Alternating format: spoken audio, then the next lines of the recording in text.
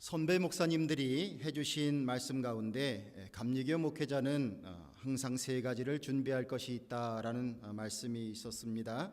첫째는 언제나 설교 준비를 해야 된다 하는 것이었는데요. 요한 웨슬리 목사님께서 전도 여행을 하시면서 가는 곳마다 주님의 복음을 선포했는데 평생에 한 4만 번 정도 말씀을 전했다고 했습니다. 어느 상황에서든지 예배가 있게 되면 설교는 있게 마련이고, 그렇기 때문에 늘 설교할 수 있는 준비를 하며 살라, 그렇게 교훈해 주고 있는 내용입니다. 두 번째는 이사갈 준비도 늘 해야 된다라고 하는 것입니다. 감리교회는 파송제를 택하고 있습니다. 그래서 부름받아 나서니 몸 어디든지 가오리다 라는 정신을 늘 가져야 할 것이고, 또 부름받아 나서니 몸 언제든지 가오리다 라는 기본 정신을 잃어서는 안 된다고 하는 것입니다. 제가 곧 떠나는 것은 아니지만은 이러한 기본 정신을 가지고 하나님께서 주시는 그 사역지가 어디가 되었든지 가려고 하는 그 순종하는 마음을 갖고 살라 하는 그런 교훈입니다. 세 번째는 죽을 준비를 해야 된다라는 것입니다. 옛날에 지방을 순회하는 많은 전도자가 있었습니다. 미국 땅에도 이 넓은 땅에 순회 전도자들이 앞서가면서 지역 전도를 하고 교회를 세우고 이런 일들이 있었는데, 그러면서 수많은 위험이 도사리고 있었습니다. 요한 웨슬리 목사님도 53년 목회를 하는 가운데 약 30년 동안을 비방과 협박과 폭행에 시달리는 그런 기간을 보냈다고 한 것입니다. 그래서 감리교회 초창기에 1년에 한 번씩 모이는 연회를 하게 되면 다들 모여서 함께 개회 예배를 드리는데, 그때 불렀던 찬송이 찬송가 280장이었습니다. 생전에 우리가 또다시 모였네, 예수의 보하심을 다 찬송하리라.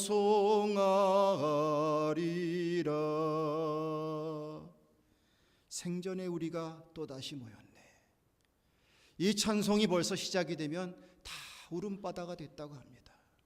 선교 보고를 하는데 어떤 사람이 이러한 이유로 죽게 되었다고 하는 보고의 소식들이 기다리고 있었고, 또한 1년 동안 우여곡절 끝에 그들이 다시 만나는 것이 얼마나 감격스러웠던지 그렇게 찬송을 부르면서 연회를 시작했다는 이야기가 있습니다. 그런데 이런 것들에 덧붙여서 선배 목사님들은 이런 말씀도 해주고 계셨습니다. 사람 보고 목회하지 말고 하나님 보고 목회하라.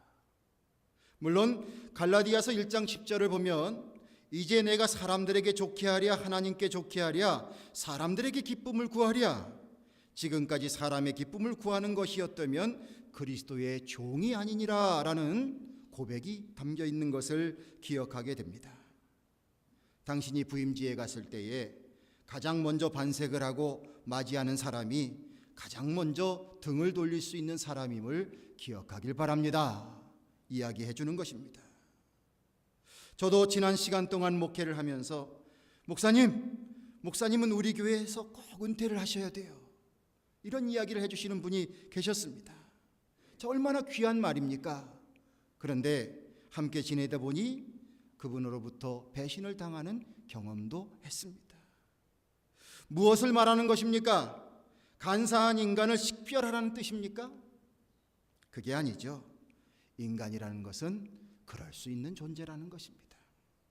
그러므로 사랑은 하지만 인간적인 기대는 뒤로 하고 주님의 주신 사명을 따라 주님을 의지하면서 그 길을 걸어가라는 말씀인 줄로 압니다. 문제는 우리는 이렇게 나나 너나 할 것 없이 이러한 속성을 가지고 있는 사람들과 함께 섞여 살고 있습니다. 그러기에 우리가 이러한 가운데에서 주님의 뜻을 이루어가는 삶을 저만 해당되는 것이 아니라 우리 모두는 그러한 가운데 사명을 이루어가야 하는데, 과연 우리는 그렇게 배신하는 사람까지도 품어낼 수 있는가 하는 것입니다. 여러분들 자신은 배신하는 분들을 품어내실 수 있습니까? 아니, 우리가 배신하지 않을 각오가 되어 있습니까? 요한복음이 써져 있는 그 동기를 분명하게 말씀하고 있습니다. 예수님이 참 그리스도 되심을 우리에게 증거하기 위하여서 말씀이 쓰여졌다고 그렇게 알려주고 있습니다. 예수님은 사람들 가운데에서 제자들을 부르셔서 훈련시키시고 그들에게 자신이 하나님의 아들이심을 알려주셨습니다.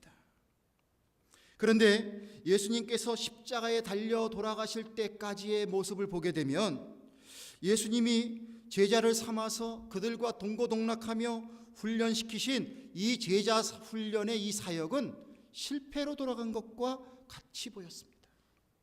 왜냐하면 제자 중에 금전을 맡길 만큼 신뢰했던 가룟 유다는요, 공금을 횡령했습니다. 그리고 예수님에게 찾아와서 예수님에게 입을 맞춥니다. 그런데 이 입을 맞추는 것이 뭐냐면 이 자가 바로 예수다, 그것을 표징해 주는 신호로 삼은 거예요. 예수님에게 입맞춤으로 인해서 대제사장의 종들이 딱 기다리고 있다가 저자가 예수구나 그것을 알고 붙잡아 버렸습니다. 입맞추는 제자, 그런데 그것을 통해서 예수님을 팔아버렸다는 겁니다. 예수님이 정성을 들여서 가르쳐 그렇게 나갔던 제자였을 텐데, 믿음직했기에 금전도 맡겼을 텐데, 이것은 너무나 큰 배신 아니겠습니까? 제자들에게 너희는 나를 누구라고 하느냐 물어보실 때 베드로가 예수님 앞에 대답을 합니다. 주는 그리스도시요 살아계신 하나님의 아들이십니다. 참 기특한 대답을 했습니다. 주님께서 칭찬을 해주셨습니다. 너는 반석이다. 내가 내 위에 교회를 세우리니 음부의 권세가 해하지 못하리라. 엄청난 축복의 말씀을 들었습니다. 그런데 베드로는 정작 예수님께서 신문 받으시는 것을 구경하다가 예수님을 3번씩이나 모른다고 부인하고 말았습니다. 제자들 중에 그나마 요한 한 사람을 제외하고서는 어디 하나 믿을 만한 제자를 만들지 못한 것 같은 모습이 예수님의 십자가 사건 속에서 드러나게 되었습니다. 예수님의 사역은 실패했고 배신을 당해도 철저히 배신을 당한 모습이었다는 거예요. 예수님이 십자가를 지고 가시는데 그 짐이 너무나 무겁습니다. 자꾸 쓰러집니다. 그랬을 때에 그 예수님 지셨던 십자가를 대신 지신 사람이 구레네 사람 시몬입니다. 근데 이 사람은요, 예수님의 제자가 아니에요. 예수님이 십자가를 지고 가시지 못하겠으면 제자가 와서 져야죠. 왜 엉뚱한 구레네 사람이 와서 그 십자가를 집니까? 그뿐입니까? 예수님이 십자가에 운명하신 후에 예수님의 시신은 당연코 제자가 수습해야 되는 거 아닙니까? 그런데 아리메드 요셉이라는 사람이 예수님의 시신을 수습해서 자신의 무덤에 예수님을 장사 지내어 드렸습니다. 이 모습을 바라다 보면 예수님 참 불쌍하신 분입니다. 그토록 노력을 하시고 그토록 애를 쓰시고 그토록 모든 것을 다 쏟아 부어주셨는데 정작 예수님 고난받으실 때, 십자가에 달려 돌아가실 때, 그리고 예수님 죽으신 그 시신마저도 제자들은 외면했습니다. 예수님의 공생애가 헛된 물거품처럼 보였다는 것입니다. 그런데 성경을 보면 참 기가 막힌 것이, 그럼에도 불구하고 부활하신 예수님은 제자들을 찾아가십니다. 그리고 그들을 격려하십니다. 그리고 그들에게 다시 한번 믿음을 갖도록 격려하고 계시다는 거예요. 사람을 낚는 어부는 되지 못하고 디베랴 바닷가에 가서 고기를 잡다가 허탕치는 제자들, 예수님이 찾아가셔서 인간적인 마음 같으면 도대체 여기서 뭐하고 있는 거야? 이렇게 야단을 치셔야 될 것 같은데 오히려 고기를 많이 잡도록 해주셨습니다. 그리고 그들의 굶주린 배를 채우시기 위해서 떡을 굽고 또한 생선을 구워서 그들에게 먹이셨습니다. 그리고 제자들과 함께 하시면서 식사를 마치신 후에는 제자들에게 말씀을 하십니다. 특별히 베드로에게 말씀을 시작합니다. 오늘 우리가 읽은 본문의 말씀의 내용이 바로 그 내용 중에 하나입니다. 요한의 아들 시몬아, 내가 이 사람들보다 나를 더 사랑하느냐? 베드로가 조심스럽게 대답을 하죠. 주여, 그러하이다. 내가 주를 사랑하는 줄 주께서 아십니다. 예수님 말씀하시기를 내 양을 먹이라. 내 어린 양을 먹이라.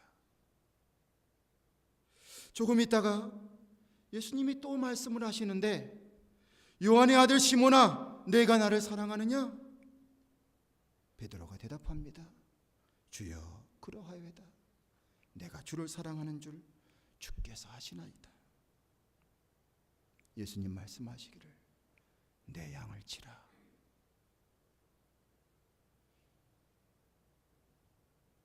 조금 있다 예수님이 다시 한번 말씀하십니다. 요한의 아들 시몬아, 내가 나를 사랑하느냐? 베드로가 근심을 하죠.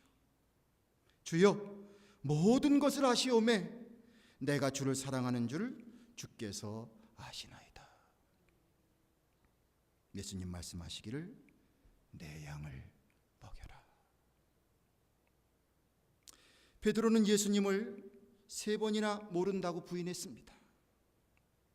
그런데 예수님은 내가 나를 사랑하느냐고, 부활하신 예수님은 다시 베드로에게 나타나셔서 3번씩 정확하게 물어보십니다.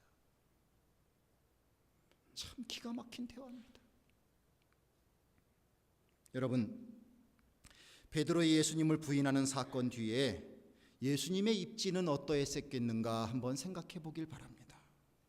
아마도 다른 제자들도 그를 절대로 제자들 중에 수장이라고 여기진 않았을 것입니다. 그도 역시 용기도 나지 않고 자신의 정체성 이미지에 큰 타격을 입었을 것입니다.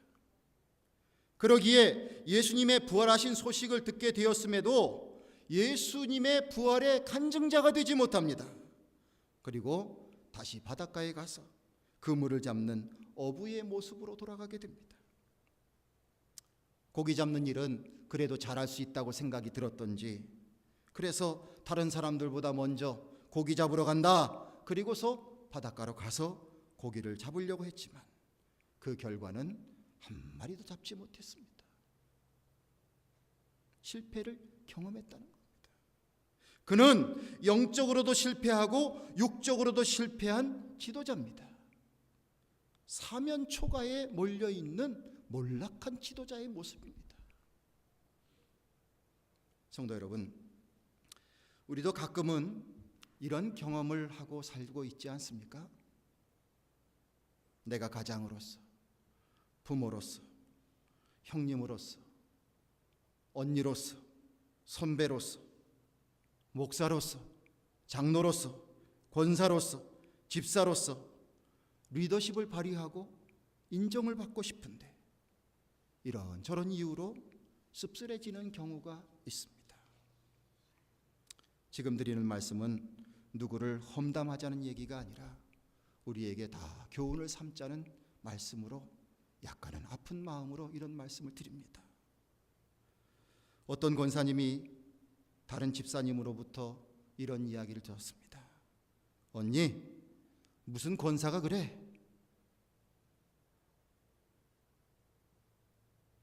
이 이야기가 그 권사님에게 큰 허트가 됐습니다. 그리고 얼마 안 가서 교회를 떠났습니다. 언니, 무슨 권사가 그래? 이렇게 이야기한 집사님도 얼마 안 가서 교회를 떠났습니다.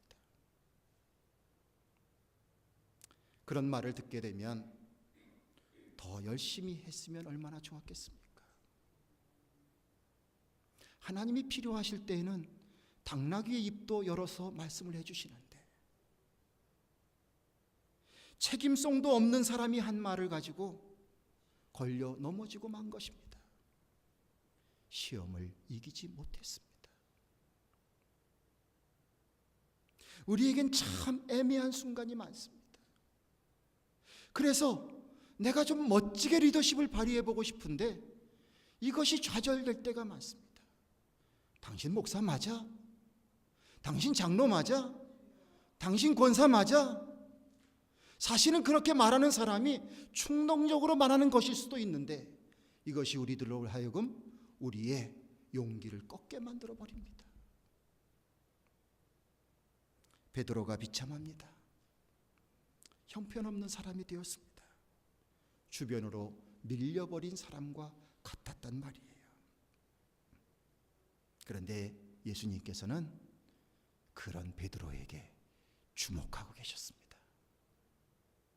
요한의 아들 시몬아, 내가 이 사람들보다 더 나를 사랑하느냐?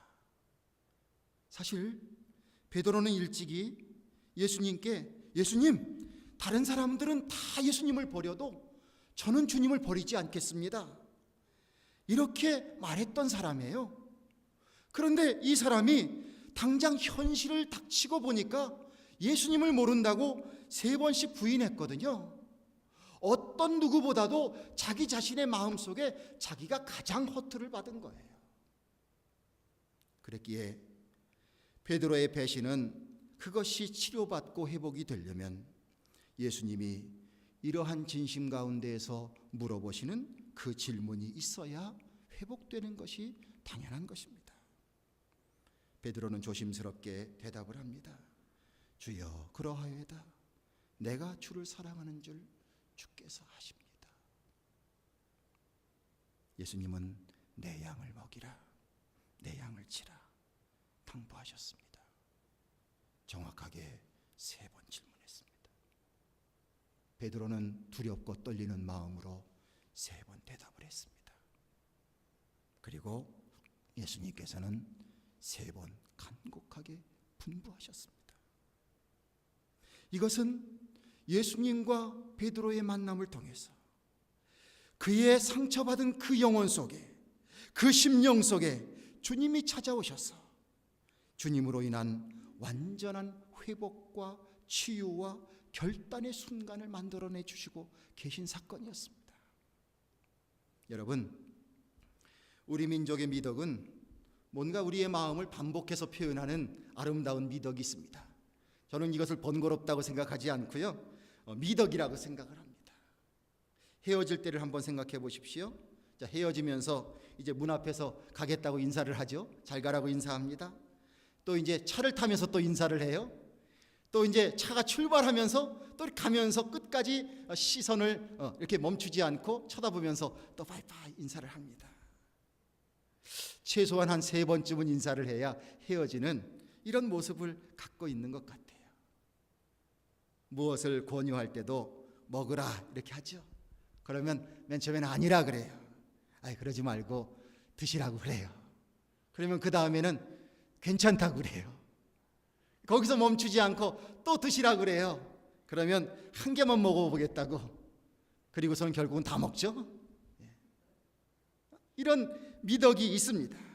3번은 물어봐 줘야 마음도 정리가 되고 훈훈한 정이 왔다 갔다 하는 것 같아요. 그래서 그냥 한 번만 물어보고서 아니라고 그랬는데 싹 잘라버리면 되게 서운한 것 같아요. 그래서 제일 힘든 관계가 누구냐면 서울 며느리와 충청도 시어머니가 관계를 좋게 갖는 거예요. 무슨 뜻인지 아시죠? 서울 며느리는 그냥 한 번 물어보고 아니라고 그러면 탁 그냥 그만둬 버리는데 충청도 시어머니는 한 3번쯤은 기다리고 계시는 거거든요. 예수님은 베드로에게 찾아가셔서 진심 어린 마음으로 그에게 질문하시고 또 질문하시고 또 질문하시면서 그의 상처받은 마음을 회복시켜 주고 계셨습니다. 기회를 주시고 은혜와 사랑을 베풀어 주시는 예수님의 귀한 마음을 우리가 볼 수 있는 것입니다. 예수님은 베드로에게 그의 미래가 어떻게 될 것인지를 말씀해 주셨습니다.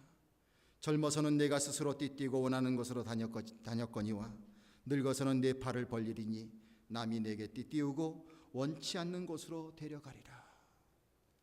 베드로가 예수님의 복음을 전하다가 그렇게 순교할 것을 말씀해 주고 있는 것입니다. 예수님의 사랑을 받던 요한은 어떻게 될까 궁금했습니다. 그래서 베드로가 대표로 예수님께 어떻게 될 거냐고 물어봤습니다. 예수님의 대답의 결론은 뭐냐면 그가 어떻게 되든지 너는 나를 따르라 말씀해 주신 것입니다. 남에게 관심 갖지 말고 남 신경 쓰지 말고 내가 할 일을 잘하라 이렇게 말씀해 주신 것입니다.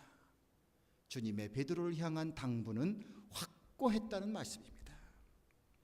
여러분, 우리가 한 믿음의 사람이 되어서 믿음의 여정을 걸어가는 이 길에는 많은 일이 있습니다.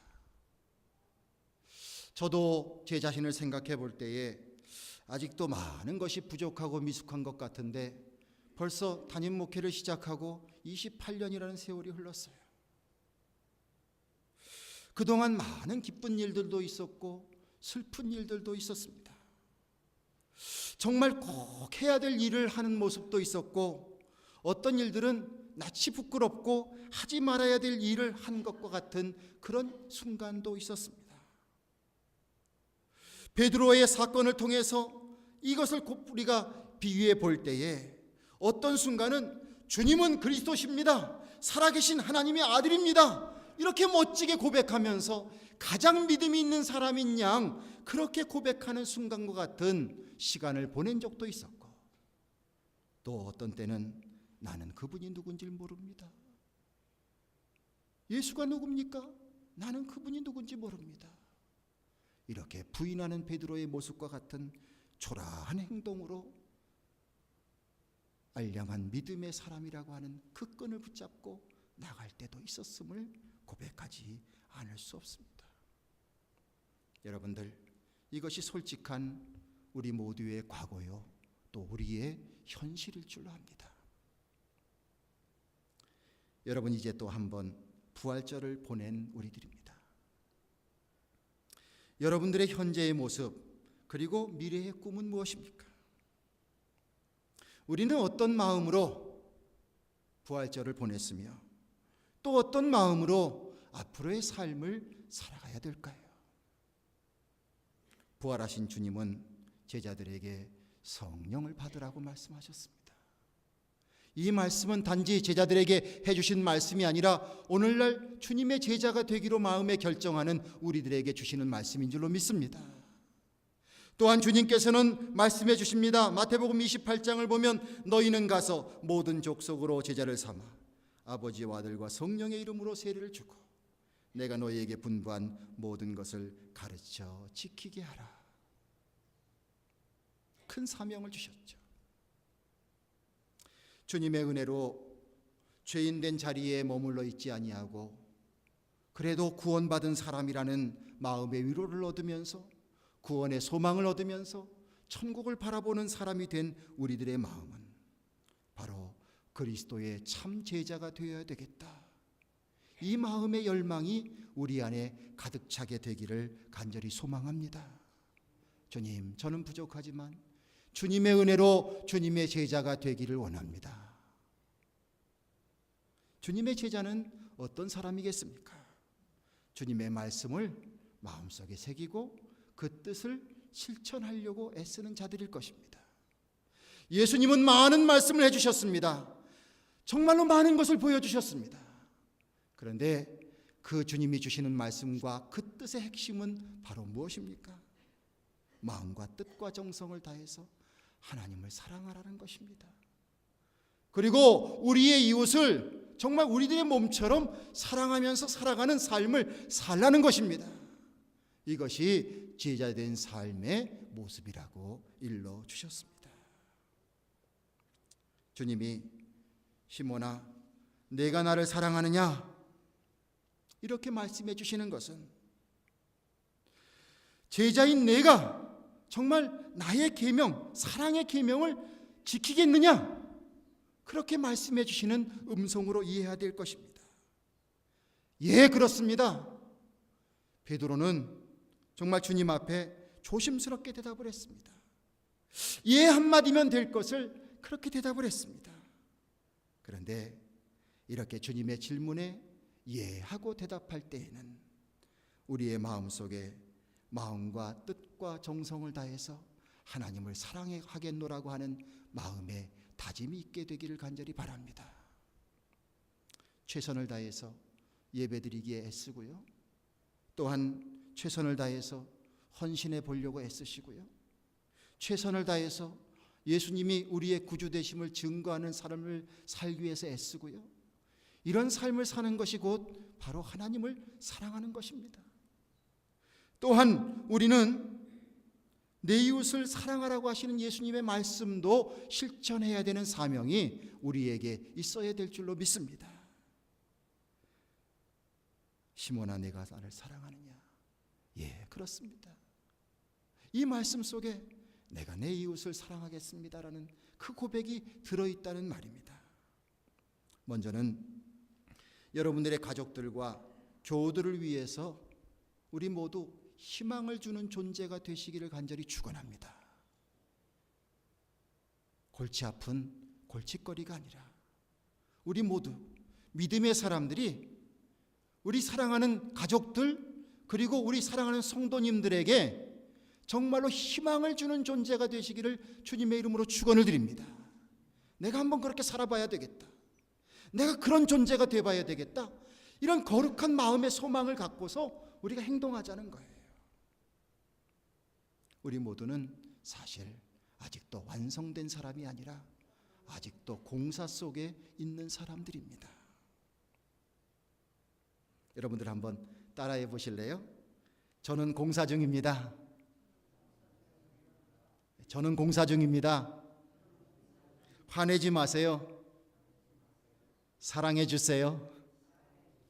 저도 사랑합니다. 인사 한번 해보십시오. 또 기억 못하시죠? 저는 공사 중입니다. 화내지 마세요. 사랑해 주세요. 저도 사랑하겠습니다. 여러분들 이 마음 가지고 여러분들의 가족 가운데에서, 우리 사랑하는 성도님들 가운데에서 아름다운 사랑을 나누시기를 주님의 이름으로 축원드립니다. 더 나아가서 영혼 구원받지 못한 자들에 대한 안타까움도 가지셔야 되겠죠. 그들의 삶을 돌아봐야 되겠죠. 어떤 때는 내가 큰 것을 못 해준다고 할지라도 옆에 있어 주기만 해도 힘이 될 때가 있습니다. 우리가 그러한 존재로서 정말 희망이 되는 삶을 살아가야 되겠습니다. 요한복음 14장 21절을 보면 주님께서 주신 말씀 가운데 나의 계명을 가지고 지키는 자라야 나를 사랑하는 자니 나를 사랑하는 자는 내 아버지께 사랑을 받을 것이요 나도 그를 사랑하여 그에게 나를 나타내리라 라고 말씀하셨습니다. 어떠한 모습으로든지 우리가 하나님을 사랑하고 또한 우리의 이웃을 사랑할 수 있는 이 모습을 가지고 살아가는 사람이 나를 구원하시기 위해서 십자가 져주시고 우리를 제자 삼아주신 예수님께 우리의 마음을 드리는 참 제자가 된다는 것입니다. 예수님 십자가에 달려 돌아가셨을 때 웃으면서 돌아가셨을까요? 눈물로 그 십자가를 감당하셨을까요? 마음속에는 기쁨이 계셨겠지만 육체의 큰 고통을 겪으시면서 진실로 눈물을 흘리셨을 것입니다. 이제 우리 그 예수님을 웃게 해드리기를 원합니다. 예수님을 웃게 해드리는 것은 바로 무엇입니까? 내가 주님의 뜻을 생각하면서 그때로 그 뜻대로 살아보려고 하는 것입니다. 하나님 사랑하는 마음, 그리고 우리에게 허락하신 가족과 이웃을 사랑하는 마음, 이 마음으로 하루하루를 살아가시게 된다면 우리 안에서 예수님의 십자가 지신 그 은혜가 정말 아름답게 꽃필 수 있는 은혜가 주어지게 될 줄로 믿습니다. 우리 이러한 마음의 소망 가지고 부활을 맞이하고 그 부활의 감격과 신앙을 가진 사람들답게 그렇게 믿음으로 열매 맺어 가시기를 주님의 이름으로 간절히 축원드립니다. 기도하겠습니다. 오늘도 주님께서 우리를 불러주셔서 우리를 사랑하고 계심을 확인시켜 주시고, 또한 우리에게 주시는 주님의 사명, 내 양을 먹이라고 하시는 이 귀한 사명이 우리에게 있음을 가르쳐 주시니 감사를 드립니다. 때때로 우리가 연약해서 주님을 배반하고, 또한 우리들의 마땅히 있어야 될 자리에 있지 못하고 마땅히 행할 바를 행하지 못한 이 연약함에 있었을지라도 주님은 우리들에게 찾아오셔서 기회를 주시고 은혜를 베풀어 주시는 줄로 믿습니다. 아버지 하나님, 이 신실하신 주님이 우리와 함께 하심을 오늘도 기억하면서 믿음의 길을 걸어갈 수 있는 우리 모두가 되게 하여 주시옵소서. 더욱더 부활의 소망을 갖고 부활의 기쁜 소식을 마음속에 간직하며 하나님의 자녀다운, 예수님의 제자다운 삶을 걸어가기에 부족함이 없는 우리 모두가 될 수 있도록 주여 지켜 주시옵소서. 우리 주 예수 그리스도 이름을 받들어 간절히 소망하며 기도드리옵나이다. 아멘. 이제 우리 찬송가 210장 부르시겠습니다. 우리의 가정을 통해서, 그리고 우리의 마음을 통해서 하나님이 임재하시는 곳이 되기를 원합니다. 주여, 주께서 함께하여 주시옵소서. 우리 주 예수 그리스도 이름을 받들어 간절히 기도드리옵나이다. 아멘.